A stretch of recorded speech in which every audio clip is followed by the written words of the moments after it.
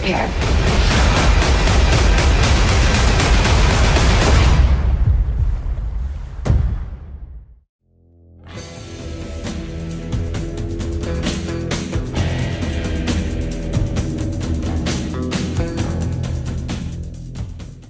Hello once again, watchers of good movies. My name is Nick Pell and this is my review of Adrift. This is a biopic which takes place in the 1980s, and as you would probably guess, it deals with a couple who finds themselves adrift at sea with no hope in sight. So does this film ultimately brave the storm, or does it find itself lost at sea?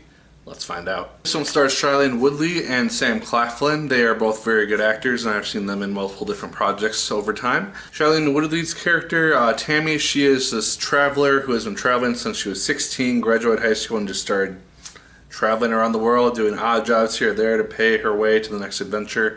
And it's basically a life that I would love to lead at some point. It just seems like such a fun thing. She's been so many different places and met different people and just done many different things. And while Shailene Woodley's Tammy character is working on this island to find her way to her next adventure, she ends up meeting Sam Claflin's Richard character. As you would probably expect, the two meet, they hang out, they eventually fall for each other, and they decide, hey, let's go sailing around the world together. Richard gets this job from this couple that he knows. They decide to go sail to California from the island that they're at, which I cannot remember the name of offhand. Things go awry due to a hurricane which they find themselves in. The boat gets destroyed, and they essentially find themselves capsized and adrift at sea.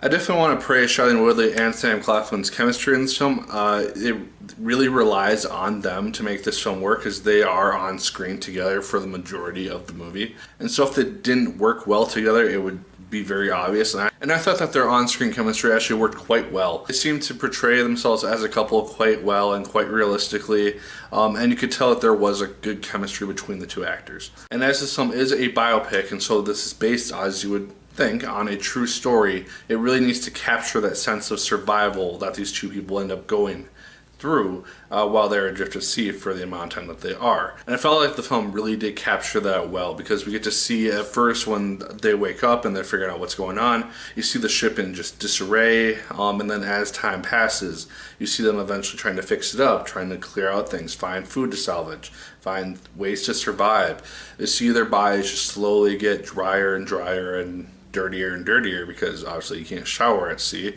and you are very limited on water. So once you run out, you're kind of screwed. And so I really felt like they captured that sense of survival instinct and the need to survive really well in this film. One thing that seemed a little bit unrealistic though to me is the amount of times that Shailene Woodley's character found herself jumping into the water and diving under the sea after she presumably has barely eaten anything for days. I would think you would want to preserve your energy or conserve your energy as much as possible. I understand why she did it at times, but at the same time, it seemed a little bit unrealistic that she even still had the energy to swim, much less dive and hunt for fish with a spear and bring herself back onto the boat.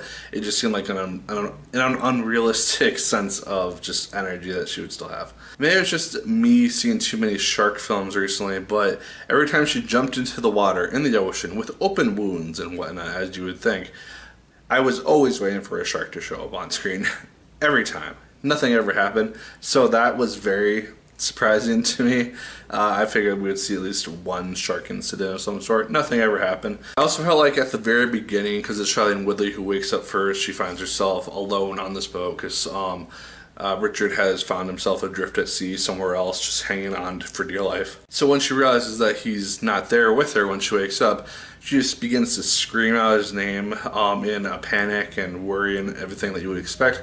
I understand why it's happening. It just seemed like a little bit overacting on Shailene Woodley's part, and I just couldn't take it seriously for some reason. The story also decides to jump back and forth between kind of the present day of them being adrift at sea and trying to survive over the course of the 41 days, and then also flashing back to them before they find themselves adrift at sea and showing the events leading up to that event.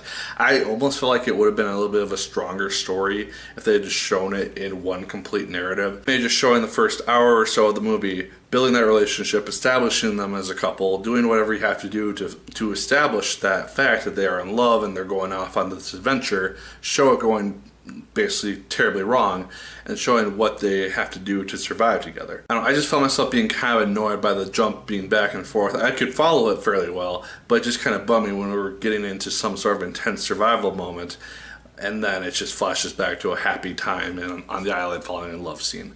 That said, there is a pretty neat twist towards the end of the film, which I hadn't in the back of my mind kind of suspected, but I was still kind of surprised when it was ultimately revealed, because I didn't think that they were actually going to go to the spot that they actually ended up going to. I don't want to ruin it for anyone who doesn't know the true story or anything of that sort. Don't look it up if you're going to go see the film and you're not aware, but it was a cool twist once it was revealed. I really enjoyed it. And then, as this is a biopic, I always enjoy it when they do a biopic-esque ending where they show kind of what the real-life survivors of this incident look like today, and show photos and pictures of the actual event and the actual people and everything like that. I thought they did that really well, and they kind of gave some sense of closure to the survivors of this tragedy. But guys, overall, I thought Adrift was fine. It wasn't an amazing film like Avengers: Infinity War or anything like that, but it was one that I wasn't necessarily bored with, but it wasn't necessarily anything that I'll probably watch again anytime soon. It is very much a couples film, I realized, as I was the only single person sitting in the theater amongst a bunch of couples, supposedly.